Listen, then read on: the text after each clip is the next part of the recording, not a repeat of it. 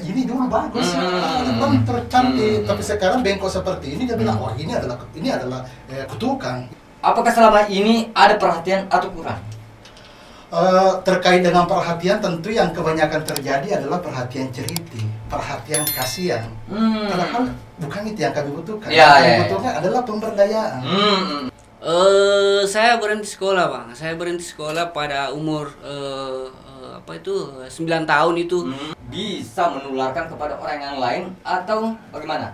Penyakit kusta itu adalah penyakit menular dan paling tidak menular. Oke, assalamualaikum warahmatullahi wabarakatuh. Selamat kita pada selama. Kembali lagi dengan saya Iwan Parenta di broadcast Rakyat.News.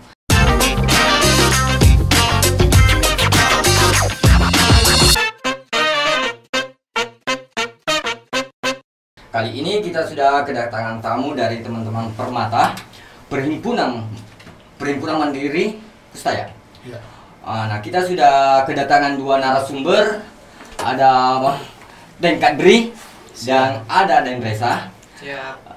Den Kadri ini merupakan wakil ketua Permata Nasional. Sementara Pak Reza merupakan sekretaris wilayah Bendahara, merupakan Bendahara Sulawesi Selatan ya. Iya. Oke. Saya sangat tertarik dengan topik yang akan dibahas ini.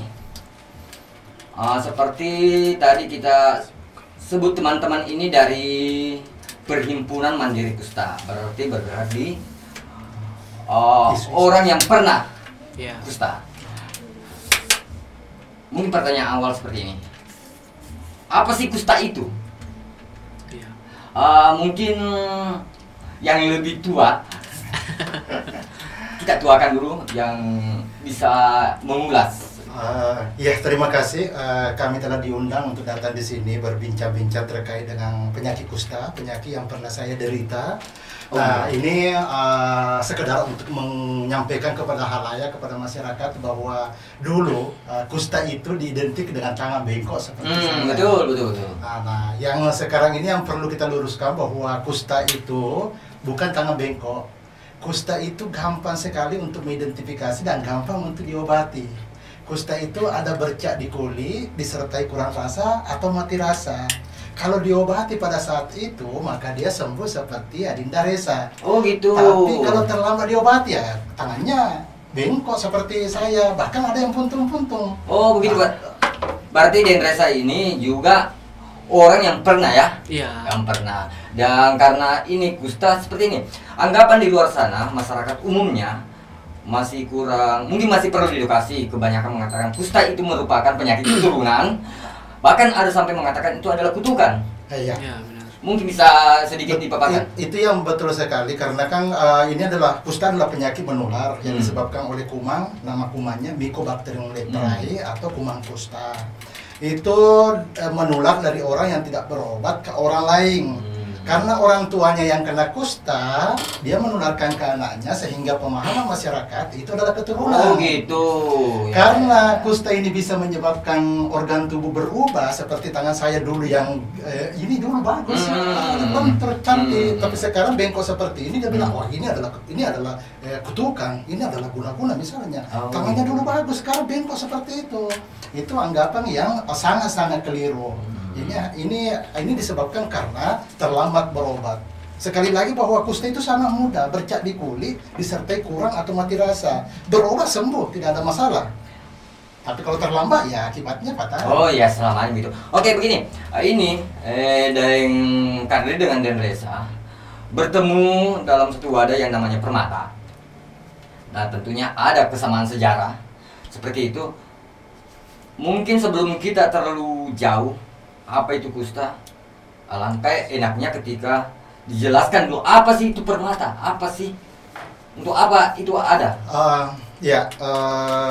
Permata ada karena masih adanya masalah, banyak masalah yang ada, dan kita berharapkan Permata ini ada menjadi partner pengambil kebijakan, menjadi konsultan untuk pengambil kebijakan, karena permasalahan terkait dengan penyakit kusta tentu orang kustanya itu sendiri yang bisa menyelesaikan. Jadi Permata datang di sini untuk menawarkan kepada pengambil kebijakan, pemangku, apalagi namanya pemangku kepentingan, marilah kita bersama-sama berdiskusi apa yang harus kita lakukan, apa yang harus kita benahi supaya permasalahan kusta ini kita bisa selesaikan bersama. Mari kita diskusi dengan pengambil kebijakan. Apakah selama ini ada perhatian atau kurang? Terkait dengan perhatian, tentu yang kebanyakan terjadi adalah perhatian ceriti, perhatian kasihan. Padahal bukan itu yang kami butuhkan. Yang kami butuhkan adalah pemberdayaan. Kami bisa berdaya ketika kami dibukakan akses, kami difasilitasi, kami pasti bisa berdaya. Nah, itu yang kita harapkan. Jangan cuma apalagi namanya semata-mata cuma hanya charity, kasihan. Itu saya pikir itulah tujuan dari lahirnya Permata. Bagaimana teman-teman yang pernah kusta itu bisa diberdayakan sehingga diterima di dalam masyarakat. Nah, next, lanjut ketika begini. Dan Reza ini orang yang pernah dan sekarang sudah sembuh. Nah, sewaktu mungkin bisa diceritakan, waktu masih mengalami penyakit ini, seperti apa sih tanggapan masyarakat khususnya di lingkungannya? Namanya anak kecil pada waktu itu ya cuek-cuek saja. Iya, betul. Tidak menganggap itu terlalu ini, tapi seiring berjalannya waktu saya berpikir ini benar-benar saya dijauhi karena dari kecil waktu umur 10 tahun itu saya kena penyakit kusta itu. Nah, sampai sekarang umur sudah 31 lebih. Nah, dari kecil saya tidak tinggal setelah saya kena kusta saya tidak tinggal dengan orang tua. Saya merasa ada self stigma dalam diri saya, bahwasanya jangan sampai saya bergabung tinggal satu rumah satu atap dengan orang tua itu saya bisa menularkan kepada orang tua saya atau tetangga-tetangga saya. Tapi setelah saya beranjak terus gabung dengan yang Permata ini, ya saya mulai banyak belajar bahwa begini kusta ternyata tidak menular.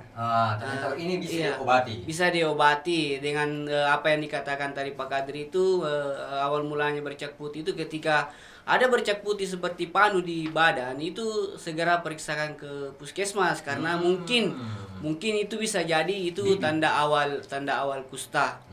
Nah, kalau cepat diobati seperti Pak Kadri tadi katakan, cepat diobati itu akan sembuh seperti saya, tidak ada kerusakan organ sama sekali. Tapi yang jadi masalah itu dia kalau terlambat ditangani sama petugas kesehatan itu bisa menimbulkan kerusakan organ seperti itu ya. Begitulah. Oke, dari umur 10 tahun sudah mengalami, sudah mengidap ya, mungkin bahasa seperti itu. Mengidap kusta. Bagaimana di lingkungan pendidikan? Saya berhenti sekolah, Bang. Saya berhenti sekolah pada umur 9 tahun itu. 9 tahun sudah ada tanda-tandanya karena orang tua saya kan merantau ke Makassar. Saya asli Goa. Dulunya kecil saya tinggal dengan nenek. Nenek meninggal, saya diambil oleh bapak di Makassar. Saya tinggal di Makassar. Sejak saat itu saya berhenti sekolah. Sebenarnya saya mau sekali sekolah pada waktu itu, tapi karena melihat kondisi saya sudah mengidap penyakit kusta ini, saya dikucilkan? Iya, saya merasa minder. Saya merasa minder untuk masuk ke dunia sekolah pada waktu itu. Oke, berarti ketika kita bicara pengalaman, umur 9 tahun yang harusnya dulu bangku sekolah, tapi karena minder, karena adanya penyakit ini. Nah, bagi ini Pak Kadri sendiri, bagaimana melihat kondisi seperti itu di zaman sekarang? Ketika ada anak-anak yang usia begitu, apakah mereka harus korbankan pendidikannya? Ya, seharusnya tidak lagi, dan itu juga kerja-kerja Permata untuk bagaimana mengedukasi masyarakat, bagaimana mengedukasi pengambil kebijakan supaya tidak ada lagi orang yang seperti kami. Reza sendiri yang kondisinya seperti mendapat diskriminasi dari sekolah, bagaimana dengan saya yang mengalami kerusakan organ. Saya sendiri tidak pernah sekolah disebabkan karena kusta, sejak kecil-kecil sudah kena kusta. Akhirnya sekarang ini ya bersama dengan Permata ketika ada anak-anak yang mengalami kusta mendapatkan hambatan dari sekolah, ya tentu kami akan datang ke sekolahnya untuk memberi mengedukasi pengambil kebijakan yang di sekolah, mendampingi adik-adik tersebut untuk bagaimana dia bersekolah kembali. Karena ya kami merasakan bagaimana penderitaan orang yang tidak bersekolah. Oke, Permata. Permata sebagai lembaga yang mewadahi teman-teman yang pernah kusta. Ya. Nah, kalau di Sulawesi Selatan, khususnya di Kota Makassar itu ada berapa jumlah yang terdaftar di Permata? Kalau jumlah yang terdaftar di Permata, yang memang betul-betul real menjadi anggota Permata itu hanya ada sekitar 70-an orang di Makassar. Akan tetapi yang dilayani oleh Permata itu sangat banyak. Ya, sangat banyak yang dilayani oleh Permata untuk berbagai macam bentuk layanan sosial yang dilakukan oleh Permata terkait dengan pelatihan-pelatihan peningkatan kapasitas apa dan sebagainya, penerimaan diri, sosialisasi, advokasi yang dilakukan oleh Permata. Nah, kebanyakan dari 70 itu kan ada beberapa yang bukan anggota tetap istilahnya, tapi mereka tetap datang untuk meminta mungkin kebijakan seperti apa itu ke Permata. Nah, seperti apa yang lebih dominan yang tujuan mereka datang ke Permata? Tentu yang paling dominan yang datang itu terkait dengan layanan kesehatan BPJS. Ini yang paling sekarang ini yang menjadi permasalahan yang sangat dominan adalah BPJS. Kebijakan BPJS sehingga menghambat menghambat pelayanan kesehatan kepada mereka. Bagi mereka yang terlambat berobat seperti saya, terkadang ada luka dan luka itu sangat sulit untuk disembuhkan, butuh waktu lama. Sedangkan BPJS cuma hanya memberi waktu 2 minggu dalam perawatan inap. Nah, ini yang menjadi masalah tidak sinkron dengan Rumah Sakit Kusta Dayak yang harus melayani begitu lama, tapi BPJS yang membatasi waktu pelayanannya. Itu yang sering kita juga. Nah, bagaimana? Ini kan saya kembali ke angka 70. Berarti ada ratusan di luar sana yang tidak terdaftar. Sangat banyak. Sangat banyak. Nah, apakah keberadaan mereka itu bisa menularkan kepada orang yang lain atau bagaimana? Penyakit kusta itu adalah penyakit menular dan paling tidak menular. Saya mengambil langkah-langkah advokasi ini karena itu semua bukti ada saya. Saya. Kedua orang tua saya tidak ada yang menderita penyakit kusta. Anak-anak saya sudah besar semua, sudah selesai pendidikannya. Alhamdulillah tidak ada yang tertular oleh penyakit saya. Saya menikah dengan orang yang pernah mengalami kusta juga. Jadi kalau kita bayangkan anak saya dikandung 9 bulan, menyusui 2 tahun, itu tidak ada tertular oleh penyakit saya. Bukti ini yang saya mau coba jual kepada masyarakat bahwa permasalahan kusta itu sama sekali tidak berbahaya. Yang berbahaya itu ketidaktahuan kita. Bercak di kulit disertai mata rasa, berobat sembuh tidak ada masalah. Itu yang ingin kita sampaikan ke masyarakat. Nah, bagaimana dengan ini? Banyak sih saya pribadi biasa kalau lagi berkendara melihat itu yang di pinggir-pinggir jalan. Apakah mereka kategori kusta sampai yang tidak ada tangannya, tidak ada kakinya? Kusta tadi saya katakan bahwa bercak di kulit disertai mati rasa dan cara-cara kerjanya dapat merusak organ tubuh karena membuat tangan sekitar bagian kulit itu mati rasa. Ya, betul. Mereka semua yang ada di jalan itu sudah sembuh dari penyakitnya. Sudah sembuh dari penyakitnya. Hanya karena kondisinya yang memang sudah terlanjur disabilitas itu tidak bisa lagi diperbaiki. Maksudnya untung yang yang bengkok ya tetap bengkok. Jadi itu memang realitanya seperti itu. Nah, kalau kita mau berbicara juga mungkin tadi penanya ini bertanya juga kenapa ada di jalan? Iya. Kenapa mereka harus di jalan? Kenapa mereka harus di jalan? Di mana pemerintah? Itu yang saya mau jawab. Bahwa sebenarnya dengan mudah sebenarnya kalau kita semua stakeholder mau mengambil langkah-langkah bagaimana mereka bisa diberdayakan, pasti bisa. Mereka bisa bekerja. Binatang saja kalau diarahkan dengan bagus, mereka bisa bekerja.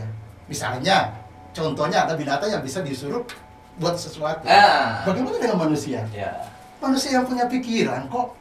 Berarti mungkin Bapak mau mengatakan begini, atau Dekat dia mau mengatakan begini, kau kemana Dinsos? Gitu ya? Bukan, saya tidak berbicara satu lembaga saja, bahwa ini adalah multisektor.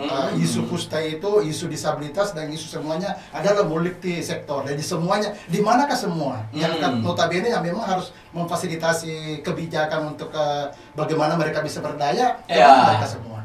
Ini yang semuanya harus tenaga kerja, dinas sosial dan semuanya harus berperan, termasuk juga Pemda, Pak Wali Kota apa dan sebagainya, semuanya harus sebenarnya harus berperan untuk menyelesaikan permasalahan ini. Nah, mungkin ada yang mau disampaikan kepada publik tentang keberadaan orang yang penyakit kusta ini, yang pernah. Ya, yang pertama-tama bahwa jangan ada stigma dan diskriminasi terhadap mereka. Orang yang pernah mengalami kusta itu adalah orang biasa seperti kita semua. Penyakit kusta itu sama sekali tidak berbahaya. Saya katakan sekali, sama sekali tidak berbahaya. Yang berbahaya itu ketidaktahuan kita. Karena kusta itu sangat mudah untuk diobati. Kesehatan sekarang sudah sangat canggih. Bercak di kulit, datang ke puskesmas, diobati, sembuh tanpa mengalami kerusakan organ. Tapi ingat, kalau terlambat diobati, Anda akan seperti saya. Jari bengkok, jari-jari puntung. Jadi intinya jangan bermasa bodoh. Jangan bermasa bodoh ketika ada bercak di kulit. Jadi ini jangan dihindari bagi masyarakat luas. Terus untuk pemerintah, marilah kita berpegangan tangan. Betul. Dari pemerintah, apa yang bisa kita lakukan? Banyak pemberdayaan bisa kita lakukan. Taruhlah misalnya sudah dimulai diberdayakan di sana, dia bisa membersihkan ruangan, misalnya dikasih suatu ruangan untuk dia bersihkan supaya mendapat juga gaji dari pemerintah misalnya, membersihkan, merawat taman, membersihkan halaman kantor apa dan sebagainya. Untuk pemberdayaan begitu, saya pikir sangat relevan sekali untuk mereka. Dan terus ada lagi anak-anak mereka. Banyak anak-anaknya kami yang berpendidikan cukup tapi tidak mendapat ruang untuk bekerja di apalagi namanya di sektor-sektor formal, karena mungkin ada stigma di dalamnya, mungkin ada diskriminasi di dalamnya, ada ketidakdekatan di dalamnya. Semua itu terakumulasi dan ini seharusnya menjadi PR pemerintah, itu bongkar itu kalau memang mau melihat orang-orang yang marginal seperti kami dapat berdaya. Jadi selain dari sisi diskriminasi, ada hal-hal yang mempersulit teman-teman yang penderita kusta ini, seperti bergabung dan masuk ke instansi-instansi pemerintahan. Itu pasti ada stigma dan ada diskriminasi di dalamnya. Ya, saya tentu memiliki sangat harapan dan terima kasih di sini Rakyat News yang mau menerima kami untuk berdialog di sini, dan ini adalah salah satu bagian publikasi. Sekali lagi, permasalahan kusta hanya karena ketidaktahuan. Jadi peranan media juga sangat dibutuhkan untuk membantu kami mengedukasi ke masyarakat untuk menyampaikan informasi yang benar tentang penyakit ini. Ini sangat penting dan terima kasih, semoga hal ini bisa kita continue untuk mengedukasi masyarakat terkait dengan penyakit ini, terkait dengan penyakit kusta ini. Kalau Bang Reza? Kalau saya ya itu dia tadi. Pertama, jangan jauhi orang yang pernah mengalami kusta, karena kami juga kita semua sama. Jangan takuti penyakitnya, tapi kenali ciri-cirinya dan segera berobat. Ya kedepannya semoga pemerintah bisa melihat ini bahwa mari kita sama-sama untuk bergandengan tangan untuk menyelesaikan permasalahan kusta khususnya yang ada di Sulawesi Selatan, seperti itu. Oke, mari kita bergandengan tangan dan jangan hindari mereka, tapi kenali ciri-cirinya supaya kita bisa terhindar. Bukan berarti kita harus menghindari mereka. Sekian diskusi bincang-bincang ringan kita dengan teman-teman dari Permata, Perhimpunan Mandiri Kusta Sulawesi Selatan.